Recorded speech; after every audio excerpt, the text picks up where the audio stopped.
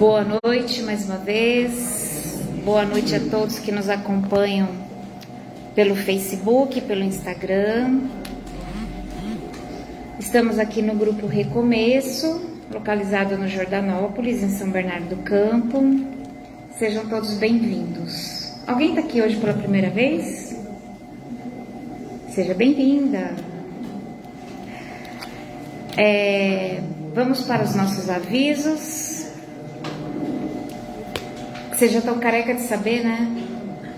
Aceitamos doações, porque são as doações que sustentam a nossa casa, né? Então nós aceitamos lã, pode ser restinho de lã, pode ser lã nova, que nós temos um grupo maravilhoso que confecciona mantas para doarmos para crianças carentes.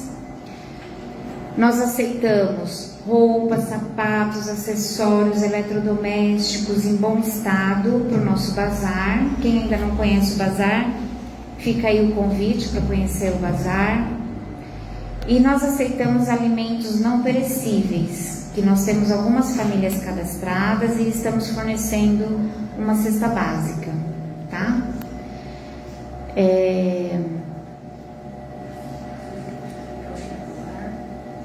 O Evangelho no Lar, parabéns. Aí, tá vendo? Não preciso nem falar mais, né? A espiritualidade nos orienta que façamos o Evangelho no Lar, porque assim nós estamos levando a luz do amor e da sabedoria. Eu vou desligar, tá? Fazendo o Evangelho no Lar, nós estamos protegendo a nossa casa, formando ali uma proteção energética, né, para todos, para nossa família, como nós falamos até agora, né, da importância de cuidarmos da nossa família. Então, quando nós fazemos o Evangelho dentro de casa, a palavra de Jesus, os seus ensinamentos têm muita força, tem muito poder. Então, além do conhecimento, quando nós lemos o Evangelho, nós acendemos uma luz dentro da nossa casa. Nós estamos convidando a espiritualidade de luz para fazer parte, né, do nosso grupo familiar. E ali nós recebemos muita inspiração e muita proteção. Então, por isso a importância do Evangelho. Acho que é só, né? Então, vamos nos preparar. Vamos fechar os nossos olhos, respirar profundamente, soltando o ar bem devagarzinho, várias vezes. E então vamos elevando os nossos pensamentos, enchendo os nossos corações de muita gratidão. Gratidão a Deus pela oportunidade de estarmos aqui hoje. Gratidão a Jesus, o nosso maior mestre, que é a nossa estrela guia. Gratidão pelos seus ensinamentos e pela sua força que recai sobre nós, que nos renova todos os dias. Gratidão a esta casa abençoada, a todos os trabalhadores da luz, aos mentores que nos acolhem e que nos dão toda a assistência necessária. E então dizemos: Pai nosso que estais nos céus, santificado seja o vosso nome, venha a nós o vosso reino, seja feita a vossa vontade, assim na terra como nos céus. O pão nosso de cada dia nos dai hoje. Perdoa, Senhor, as nossas ofensas, assim como perdoamos a quem nos tem ofendido. Não nos deixeis cair em tentações, mas livra-nos de todo mal. Que assim seja, graças a Deus. Então, com muita alegria, nós vamos receber a Estela, que vem dividir conosco seu conhecimento de luz.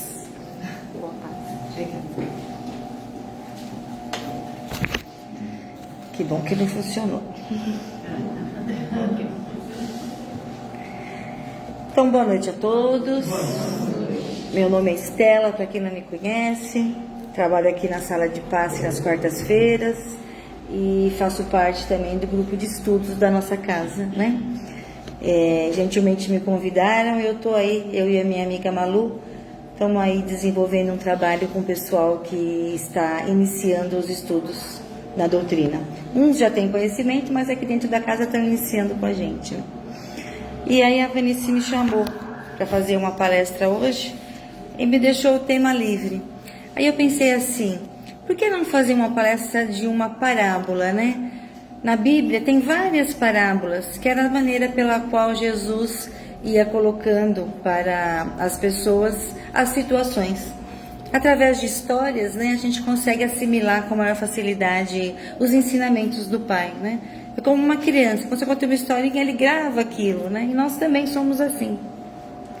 Aí eu resolvi escolher a palestra do semeador, que diz que tem 34 parábolas dentro da Bíblia. Isso não foi eu que li, não. Não fui eu que sei, não. Eu estudei. Nunca vi quantas tem. Mas eles disseram que tem 34. E dentre elas, essa é uma que tem uma importância muito grande. E aí vocês vão entender por quê. Muitos já conhecem essa parábola, né? Mas vamos esmiuçar um pouquinho dela para a gente, talvez, abrir o nosso pensamento de uma outra forma. Por que escrevia por parábolas? Naquela ocasião, o que eu vou falar hoje, eles não entenderiam. E, obviamente, daqui a alguns séculos, o que eles falarem, nós não entenderíamos, né? Porque a evolução dos tempos é exatamente essa. A gente vai evoluindo e, conforme essa evolução vai acontecendo, novos conhecimentos vão sendo colocados para a nossa humanidade, né? Então, a parábola do semeador, ela está no nosso evangelho também. Ela diz assim, que o semeador saiu a semear. Quem é o semeador? É Jesus, que sai a semear. O que ele semeia? Sementes, né? Então ele sai por uma trajetória. As sementes que ele carrega e vai semear, elas são exatamente iguais. Nenhuma é melhor do que a outra, nenhuma é mais fértil do que a outra. Nenhuma foi mudada pela mão do Pai para privilegiar um ou outro. Eu encaro como essa semeadura as oportunidades que o Pai dá para cada um de nós na nossa jornada evolutiva, né? Então ele coloca para cada um de nós a mesma situação, a mesma circunstância. Porém, cada um de nós carrega e faz daquilo o que nós queremos, né? Nós temos o livre-arbítrio de fazer o que a gente quer. E aí a gente pode se sair bem ou não tão bem assim. Mas que saibamos sempre que as oportunidades são postas sempre. Eu erro hoje, ele me dá outra amanhã. Eu erro novamente, ele dá uma nova. Porque todos nós vamos passar por todos os processos de evolução. Até que em um dado momento, a gente já não está mais nesse nosso plano físico, já estaremos no plano espiritual, e quem jaz um dia os angelicais, que é o grande propósito da evolução terrena, né? Então essa caminhada, ele vai estar semeando. A primeira semeadura que ele coloca, aí ele diz assim, que as sementes caiu ao longo do caminho, e vindo os pássaros do céu, a comeram. E aí?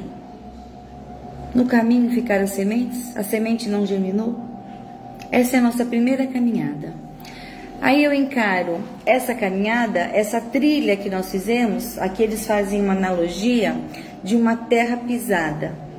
Não tem quando você vai passear em algum lugar que tenha grama, e tem aquele trieirinho, né? Os antigos, aquele trieirinho, onde todo mundo anda lá, vai e vem. Naquele trieirinho não nasce nada, porque a gente pisou tanto naquela terra, que aquela terra ficou improdutiva. Então ele disse que nessa primeira caminhada, a semeadura caiu ali. A semente ficou ali, ficou tão exposta, que os pássaros vieram e comeram a semente.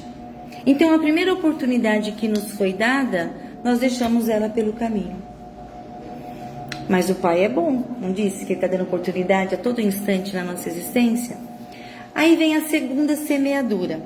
que ele diz ali no nosso livro. Continuando a semeadura, as sementes caíram em lugares com pedras, com muitas pedras, e lá caíram as sementes. Elas germinaram? Elas germinaram, porque ainda tinha uma terrinha ali. Só que e germinaram rápido, né? Porque a terrinha era pouca, a sementinha ali germinou rapidinho, nasceu as plantinhas.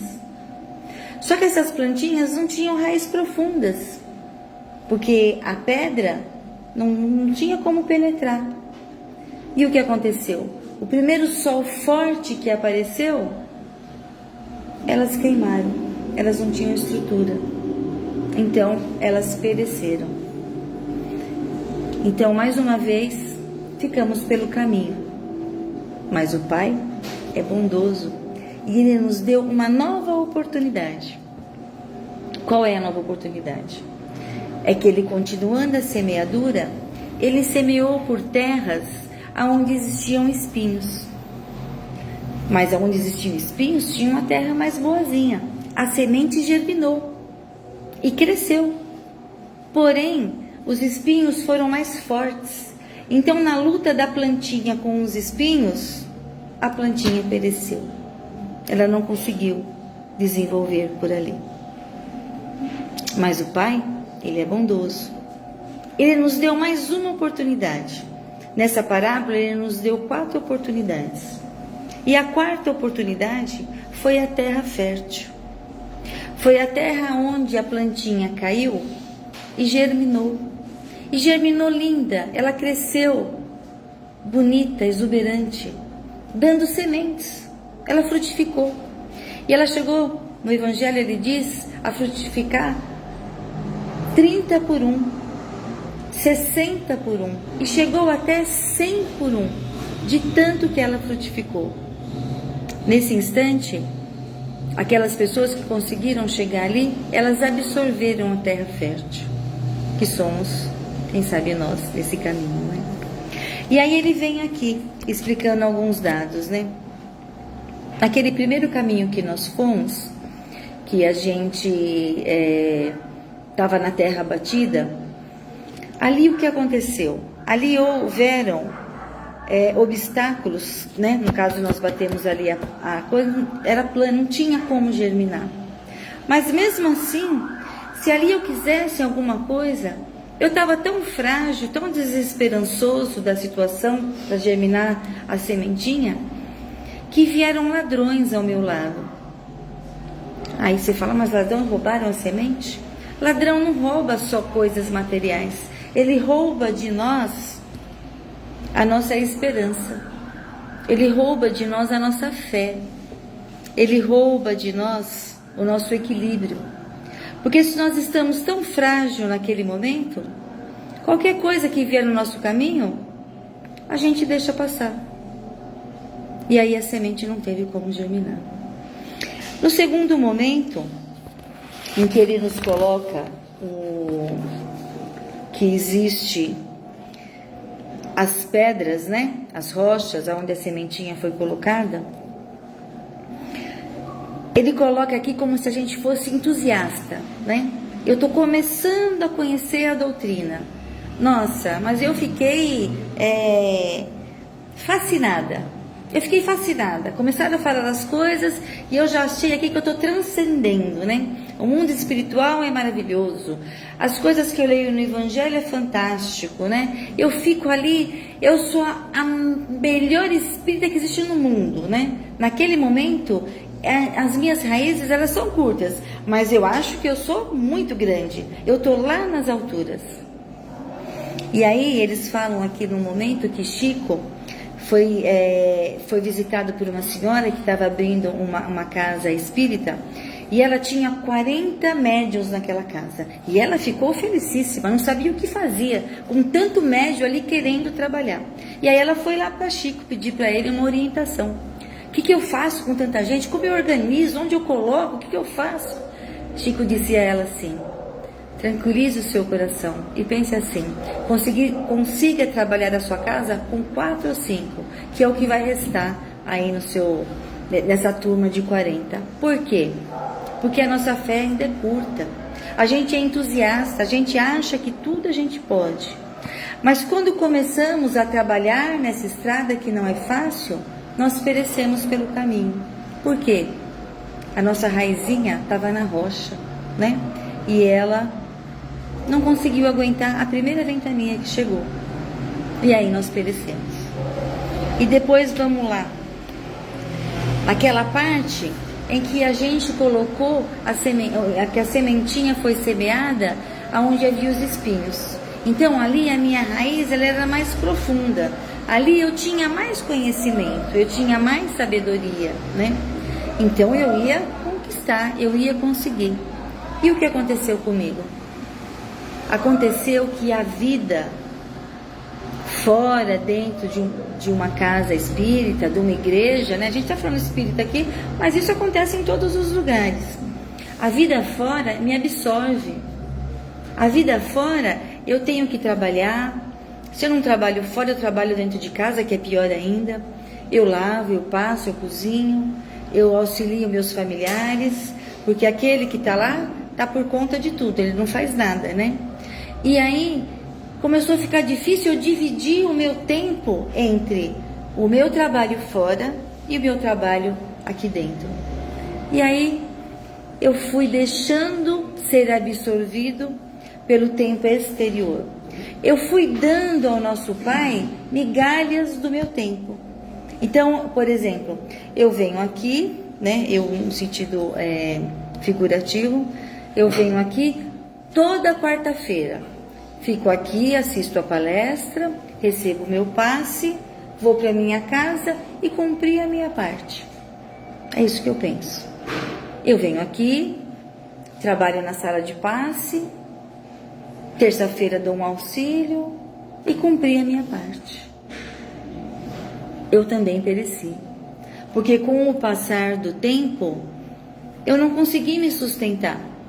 O trabalho que eu designei, o tempo de trabalho que eu designei ao nosso mestre, era tão pequeno, que ele ficou tão insignificante, que eu não tive estrutura. Eu também pereci nessa jornada. E aí a gente fala, e aonde foi semeado a terra fértil? Aí eu vou dizer, eu dedico 100% do meu tempo à causa. Infelizmente, poucas pessoas fizeram isso. Podemos citar aqui, na nossa religião, dentre os últimos tempos, que uma das pessoas que já desencarnou, que fez a sementinha germinar 1%, foi Chico, né? Que aos 17 anos começou a trabalhar na doutrina e ele se despiu de tudo que ele tinha em prol ao trabalho do próximo. Mas são poucos que fazem isso. Se nós, por acaso, conseguíssemos fazer isso em, não digo nem 30 por 1, mas 10 por 1, quem sabe, a gente já estaria começando a direcionar alguma coisa para a nossa melhora evolutiva. Por quê? Tudo que eu faço ao próximo, eu estou fazendo a mim mesmo, de certa forma. Porque hoje eu auxiliei você, amanhã você auxilia meu filho, auxilia meu marido, auxilia um ente querido meu, uma pessoa que eu gosto muito. Porque a vida é uma troca, né? A vida é uma roda gigante. Nem sempre nós estamos só embaixo, nem sempre nós estamos só em cima. Deus nos experimenta, Ele nos dá a possibilidade de experimentarmos todos os instantes de uma existência. Mas a gente ainda perece pelo caminho. Mas ainda bem que existem sementes que ainda germinam por essa caminhada, né? Aí existe uma outra analogia que eles fizeram aqui, que eu achei muito interessante. Mas antes assim, aqui a gente colocou aqui uma semeadura de 100% de sementes, dividido em 4 etapas. Então seria 25% em cada uma. Somente 25% conseguiram conquistar alguma coisa. Os outros 75% pereceram pelo caminho. Ou porque foram entusiastas, ou porque a vida fora do trabalho na doutrina, nos absorveu e a gente foi deixando pelo caminho, porque o nosso entusiasmo foi maior do que o nosso conhecimento, né? E a gente foi ficando. Mas ainda assim, Deus conseguiu deixar aqui, nessa semeadura toda, pelo menos 25%, que estão aí tentando fazer as sementinhas se reproduzirem pela nossa jornada. Então aqui eles fizeram uma analogia, né? Como se as sementinhas fossem colocadas no corpo humano. Então ele disse assim: as sementes foram semeadas, foram jogadas no meu corpo. A primeira etapa foi a minha pele. A sementinha bateu na minha pele e foi embora, não germinou. Ali não tinha nada. A segunda sementinha, ela penetrou no meu organismo e ela chegou no meu esqueleto, nos meus ossos, que foi aquela que foi semeada na rocha, nas pedras. Ela chegou só no meu físico, no meu osso mesmo. A terceira analogia, a sementinha foi jogada e ela entrou na minha inteligência, na minha cabeça, onde já existia um pensamento, que foi onde a gente colocou que a gente pereceu porque a vida externa nos absorveu. E aí, a quarta sementinha, aonde ela caiu? Alguém tem ideia onde ela pode ter caído no nosso corpo? No nosso coração.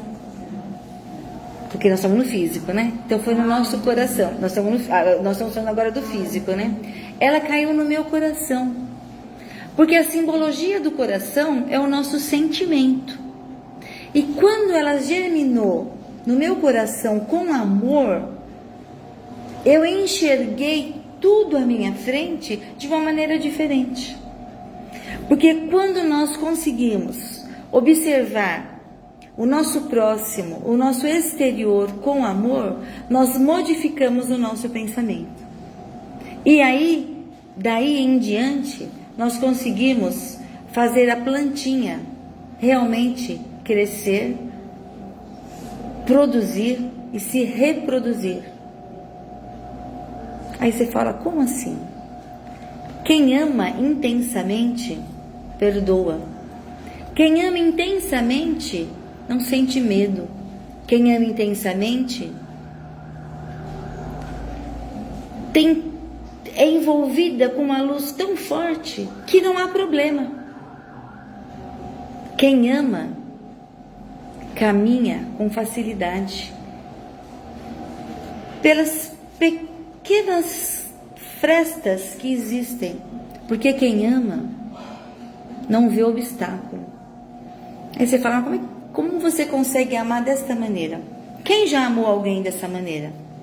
Jesus, né? Que veio aqui e fez o quê? Nós fizemos tudo o que fizemos para ele. Digo nós porque nós também estávamos naquela época, né? Porque a gente está em constantes reencarnações, mas vivemos por todos os períodos. A gente também estava naquela época. E Jesus nos amou de forma tão sublime, que ele ainda pediu perdão por tudo que a gente fez, né? Aí você fala, qual é o amor que chega mais próximo nos dias de hoje? Eu posso dizer a vocês que quando vocês não são pais, a gente pode dizer que o nosso maior amor talvez seja para o nosso pai e para a nossa mãe. Quando a gente é pai e mãe, principalmente mãe, a gente pode dizer que é o amor ao filho. Quando você ama o seu filho, a intensidade é tão grande que você passa por cima de muitas coisas. A primeiro momento ele fez alguma coisa, você é aquela terra pisada, né? Você já vai, quer beijar, quer brigar, mas a hora que você cai na sua consciência, você passa rapidinho das rochas para os espinhos e chega lá na terra fértil, porque você perdoa, você acalenta, você procura mostrar o porquê ele não fez a coisa correta e você está ali do lado dele. A gente vê isso em todos os lugares e situações. Porque até os marginais, até os bandidos, até as pessoas que cometem crime e atrocidade são filhos de alguém. E a mãe daquela criatura, você pode ter certeza que é a pessoa que mais sofre. Sofre mais do que aquela pessoa que o filho cometeu a atrocidade, porque ela sofre duplamente. Ela sofre pelo seu filho e sofre por aquela pessoa que sofreu a consequência de um ato. Então aí a gente percebe que somente através do amor verdadeiro a gente germina todas as sementes.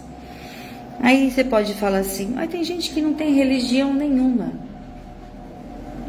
e faz tantas coisas boas, que está na rua auxiliando aquele que precisa, que está auxiliando os seus mesmo, mas está auxiliando, que estende a mão àquela criatura que precisa, que não condena. Quem somos nós a condenar alguém? Alguém, como disse Jesus, alguém aqui atire a primeira pedra que não tenha nenhum pecado, que não cometeu nada de errado. Nós ainda nesse plano, ainda somos devedores.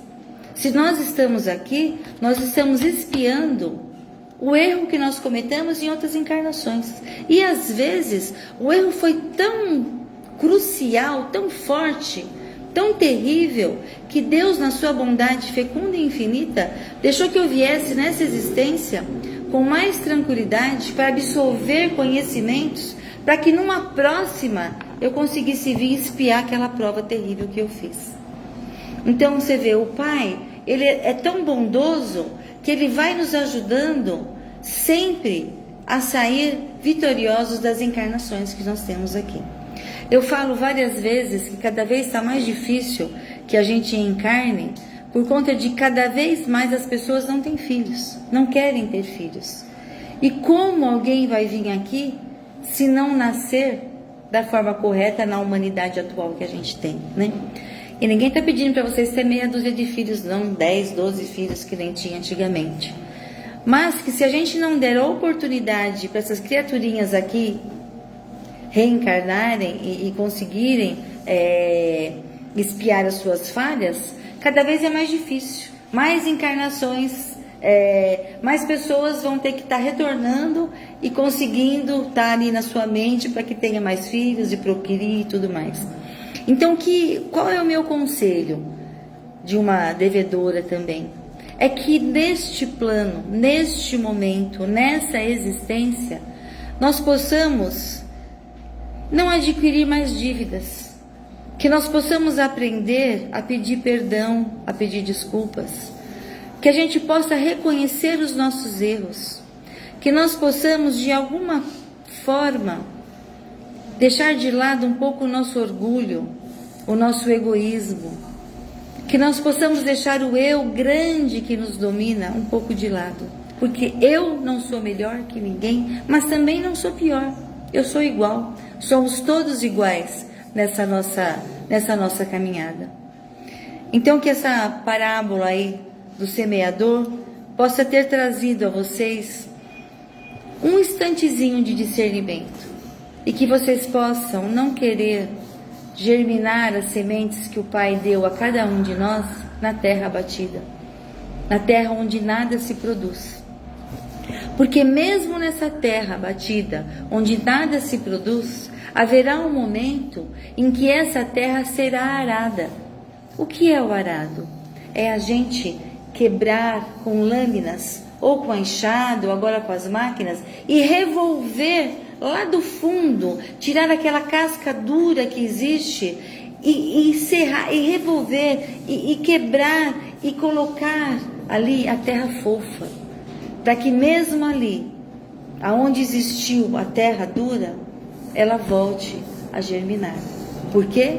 Que eu disse desde o começo. Porque o Pai nos dá a possibilidade, a oportunidade de nós estarmos até arando aquela terra pisada. Então todos nós temos conserto, todos nós temos jeito, todos nós somos amados pelo nosso Pai.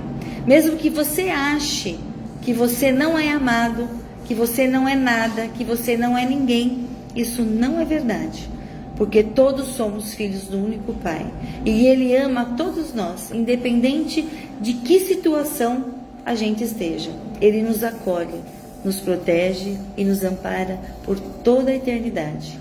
Eternidade porque daqui existem outros planos que são eternos. Então amemos ao nosso Pai, rendemos glórias a Deus pelas oportunidades infinitas que Ele coloca em nosso caminho.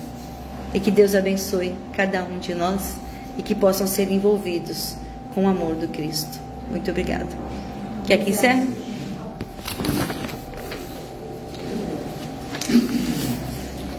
Então vamos encerrar também.